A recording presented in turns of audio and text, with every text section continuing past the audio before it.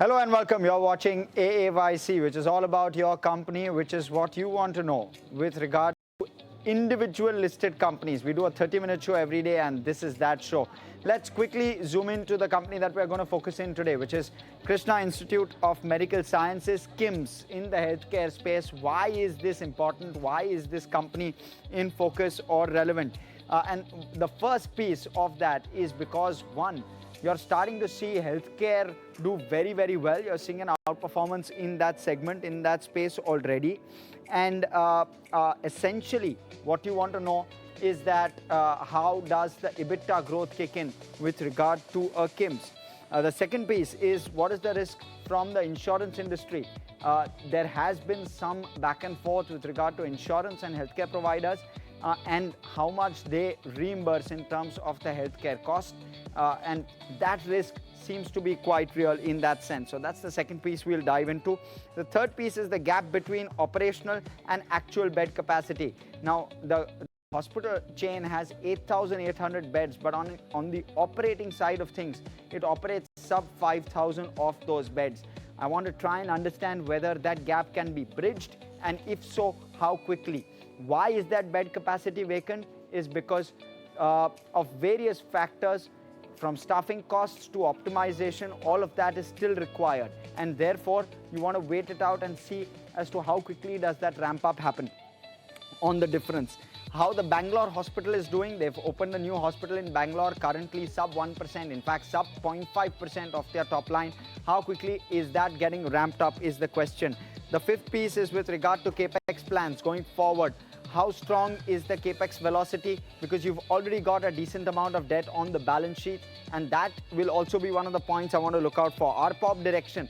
They've guided for nearly 50,000 rupees of RPOB from the current 41,000 in the next 8 quarters. How achievable is that? What are the factors which will help them achieve that number? The debt guidance, I did speak about that. And the last piece is margins and profitability, because at the end of the day, you're going to value this business at price to earnings multiple. So you want to see all of the RPOB translate to profitability. So we'll try and dive in and try and get you all of that by the end of this show. Let's start off with KIMS. What does the company do? It was incorporated in the year 2000, so 25 years. It has been in this space. It's the #1 organ transplant hospital in South India, or has that as one of the slew of other firsts that they do. Also, with regard to ECMO, which is typically a life support system, it has the largest number of ECMO machines, in fact, in operation currently. It operates 25 hospitals, 8,800 beds, and 4,700 of those 8,800 beds are fully operational. So that is the other piece. In terms of services, a whole host of services is what it provides. Cardiac services, which is heart-related, orthopedics, neurosciences, gastric, mother and child, renal, oncology, and organ transplant. And then you have other services like ENT, eye care, and you have a decent mix of all of those services as well, which you can see on your screen. It's a very, very decent mix. Let's talk about the business model. 80% of the revenue comes from the owned hospital space. Then you have ancillaries, partnerships, O&M contracts, and the like, which contribute to 20% odd of the revenue. Let's talk about the geographic presence. Currently focused in South India, Telangana, Andhra Pradesh, Maharashtra, Kerala and Karnataka. Karnataka, they've just launched, but outside of that, if you see the tilt is towards South India. Now let's talk about the metrics again, and we'll start off with the P&L. The top line has grown at a fairly healthy rate, 20% in that sense on a 3-year CAGR basis. Well, that's the RPOB, of course. We'll come to the operational numbers, but that's on the top line number. You can see the 23% growth that we've seen over the last 3 years, 15% on the EBITDA number, and that's because as new hospitals come on board, you are seeing a lower RPOB, which is the revenue per operating bed. You're seeing a lower number there, which is what is causing a deflation in the EBITDA versus the growth that you're seeing on the top line. And as those hospitals start to get optimized, as the bed capacity starts to fill up, you'll start to see the EBITDA also rise disproportionately because the RPOB will go up, and that's the guidance with regard to RPOB. I'll explain that piece. When you're looking at margins, they've shrunk as a result from 32% to 26%, as you can see on your screen, and in fact it's shrunk to 22% now in Q2 of FY26. Your net profit number is has in fact come off, and that's in H1, but outside of that it's just given a 6% PAT growth over the last 3 to 4 years. So that's the other concern. Both of those need to unwind. Let's talk about the operational metrics, and within that operational metrics you'll see bed capacity, which has gone up, and this is the operational bed capacity, which has gone up to 6,100 odd beds. The occupied beds though are just 2,400, so you're not seeing tailwind with regard to occupied beds. Your occupancy is currently sitting at around 51%. Mind you, it was 61% in FY24, so that has come off, and that is, as I explained, because of the new hospitals coming on board. Due to that, you're seeing occupancy levels fall, and you're seeing RPOB though continue to inch up, but at a far slower clip. So the FY24 to 25 inch up was sharp, but thereafter we've seen a slowdown with regard to that RPOB inch up. So you want to look out for that, and that has to climb to 50,000 is the guidance given. Let's talk about geographic presence. In terms of the geographic presence and the RPOB within each geography, that's the state. Now 68,000 rupees is the RPOB in Telangana. So once your hospitals start maturing, that's where your RPOB will come from, and it contributes around 60% to the revenue of the company. Andhra around 25%, 11% from Maharashtra, 4% from Kerala, Karnataka currently at sub 1% thereabouts. Let's talk about the balance sheet now. Now the numbers, metrics themselves don't look particularly impressive. We need to wait and watch as to how the turnaround there happens, so we've given that a neutral. Let's talk now about the balance sheet. In terms of the equity within the balance sheet, you're seeing that it's at around 2,270 crore of equity value. The borrowing number is around 2,500 crore. So the borrowing has gone up, and it's gone up significantly. From 500 crore, the borrowing number has gone up to 2,500 crore over the last 3.5 years. So you've seen a substantial inch up. That's where a part of the concern is. As the CAPEX cycle started to play out, they've taken on plenty of debt onto that balance sheet. I'd want to also know how quickly that unwinds. Remember, that was one of the questions we had put across. Let's talk about the cash flow now. The cash flow is fairly steady. The cash flow from operations to EBITDA number is largely steady at around 70% odd. It fluctuates between 70 to 80%. So it's a fairly steady number. Again, no concern there. Now let's talk about the net cash flow. The net cash flow obviously is largely zero because they are investing a large amount of the cash flow coming in into newer hospitals and taking on further debt to make those investments. We spoke about the new Bangalore hospital that's come up. Let's talk now about return ratios. Return ratios which were around 30% in FY21-22 has come off sharply. Why is that? Well, no surprises. New hospitals, occupancy is falling as a result of that, and RPOB also largely okay, seeing a significant inch up there. So that's largely the reason why you're not seeing an inch up with regard to the ROE numbers. Plus fresh capital investments made in the newer hospitals. That's keeping the ROCE number well under control, well under 20% right now. But you want to see that inch up. This is the other place where there is concern. Now let's talk about shareholding. When you're looking at the promoter shareholding, it's fallen from 39 to 34%. One of the promoters has sold his stake, which was around 4% odd in the quarter ended June 2025. Thereafter, it's been at 34%. But 34% is not bad from a promoter standpoint. That's fairly okay. You're seeing FIs and DIs also own a fair chunk, as you can see, 15 and 32% DI ownership. So there's plenty of DI ownership within the hospital space. The number of shareholders have also gone up quite substantially when you're looking at it. Let's look at valuations now. The valuations not looking particularly expensive versus other hospitals. Mind you, there is more diversity to this versus some of the others. Global Health at 46 times, Aster at around 56 times, Narayan at 36 times, and Rainbow Children at around 42 times 1 year forward. KIMS sits at 56 times. Again, fairly neutral on this count. Maybe a bit of a thumbs down, but the kind of growth that it could clock, given the fact that they already have beds on the side, which just have to go operational, is something that you want to keep your eye out on. Now, analysts, let's look at the analyst recommendations. 18 buy calls, 1 hold, 2 sell. You also had a Goldman Sachs initiating coverage today with an upside, and therefore the larger analyst consensus seems to be positive. A 13% upside is what they see from here on a KIMS Hospitals. Now, largely that's how we're looking at all of the metrics and the company. What we're going to do is we're going to speak to the company on the other side of this very, very short break.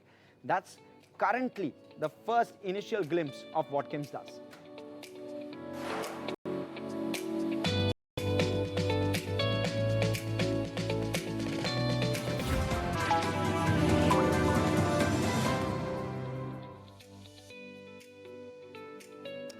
Welcome back, and we're talking about KIMS today, and therefore we have with us the management of Krishna Institute of Medical Sciences. We have Dr. Bhaskar Rao, the Chairman, Managing Director of KIMS, joining us to talk to us about what the outlook is like with regard to the hospital chain. Welcome, Mr. Rao. Let me first start off by trying to get your take, your sense, with regard to EBITDA as an absolute number, the margin number. How does that look, and when does that start to improve for you? Is it H2 that one can start to see improvement on that count? Yes, I think from H2 onwards there will be some improvement. And next year H1 will be much better. For the next 6, 7, 8 quarters continuously there will be a growth. And that growth lever will come from your operating beds going up, or will it be coming from your RPOB? What will the lever be? So FY27 likely, my understanding is it's going to be RPOB led. Is the H2 outlook more from an operating efficiency perspective? Your current hospitals, will they start doing better from an operating perspective? Is that where the lever is going to be? The more will be on both. One, the number of beds are going to increase and the RPOPs are going to increase. Basically, the Thane and Bangalore has just started. So that will take about next 2-3 quarters, and the growth will come from number of beds, and as well as the RPOPs also in both these places are very high when compared to our existing RPOPs. So both these places you get the growth. So you have the potential to get to 8,800 beds fairly quickly. How and when do you get there? Because you have the capacity available. Yeah. As of now, there will be around nearly 6,000 beds are there in our standalone. There will be 2,800 beds are on the O&M contract. Next 2-3 years, I think we can able to reach these entire beds into our fold. And why is there a gap, sir, between operational bed capacity and your actual bed capacity, which you can run? Why is there a gap there? Give us a sense of that. See, basically the 2-3 units we have been started, nearly 1,200 beds. Out of that, we are only operating around 300 beds. There is no point operating 1,200 beds in the beginning itself. It is an expensive thing. So whenever the occupancy increases, we keep on adding. Apart from that, there is a O&M beds. Those beds are not coming to the things into our fold. Okay. And your RPOB lever, sir, is it purely cost related? If the fact that your revenue per operating bed will go up only from a revenue standpoint, is that so? Does that mean better value accretion for the customer? Is that the lever you're going to use there? What is it that's giving you that upside from 42 to 50,000? Is it inflation? Is it better quality service? What is it? So it is, one is service, second one is the complex we are doing. Third one is, as I mentioned, that both Thane and Bangalore has just started. That will able to boost the RPOPs. Okay. So it's Thane. Okay. So I get your point. And where will the when you're looking at your Bangalore hospital, which is newly opened, we didn't see too much of the numbers in Q2. How is it shaping up in Q3? Give us a sense of that. Q3 will be much better than Q2, and Q1 will be Q4, and is keep growing. Definitely, what we expected, we are growing. And what will the RPOB roughly be for your Bangalore hospital? Will it be sub 30,000 to start off with in Q3? It will be, yeah, it will be sub, it may be little more also. Okay, so that will continue to drag your RPOB overall, right? Marginally, it contributes a small number, but it will continue to drag your RPOB. I think it will improve by these RPOPs, these 3 units have been start functioning. Both Thane and Bangalore 2 units, it will improve, don't drag. But sure, so Thane will help you improve, but Bangalore will drag your numbers, right? No, Bangalore also will improve. Okay, Bangalore will improve over the next 2 quarters. Okay, yes, point taken. Sir, you've taken on a fair amount of debt on your balance sheet. What happens next? Do you start repayment? When do you start repayment? When does the debt peak? So the debt peak, I think we will be reaching soon, and then maybe in the next 2-3 quarters, we think that the debt will be under control. Okay, so next 2-3 quarters it will peak at what number, Dr. Rao? It may go up a little more than what we have today in this next quarter, but in the next year, the debt will be under control, much which is better than what we have today. Sure. So right now you're at 2,500 crore. We are aiming to bring down the debt significantly. Okay. So, sir, give us a sense of significantly. So 2,500 crore currently, will you be at 1,500 crore at the end of FY27 or will you be at 2,000 crore? It will be less than that. It will be less than 1,500 crore by FY27 end. Yes. Wow. Okay, got it.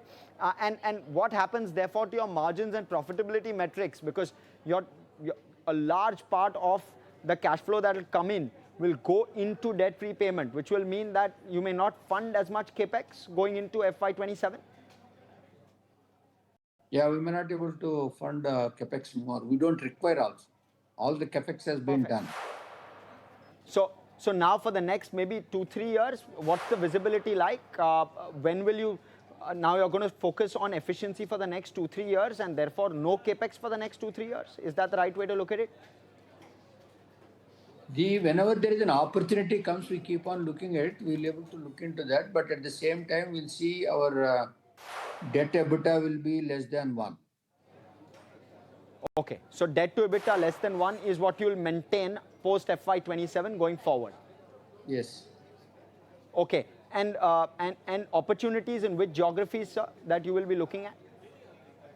No, the same geographies like Maharashtra, Karnataka, Kerala, Andhra and Telangana. Where we are existing in those places only, if we get any opportunities, it will be easy for us to look into that and keeping the debt also in mind and then the operational bandwidth, keeping all these things, we'll be able to see if there is any opportunity that comes, we'll do. Okay. Dr. Rao, thank you so much for joining us, answering all of those questions. Very, very snappy answers. So it's extremely helpful from a viewer perspective as well. Thank you. Okay. Thank you. And viewers, with that, frankly, completely out of time on this edition of AAYC. From myself and the entire team that puts this show together, thanks so much for watching. Stay with us here on ET Now. More action on the other side.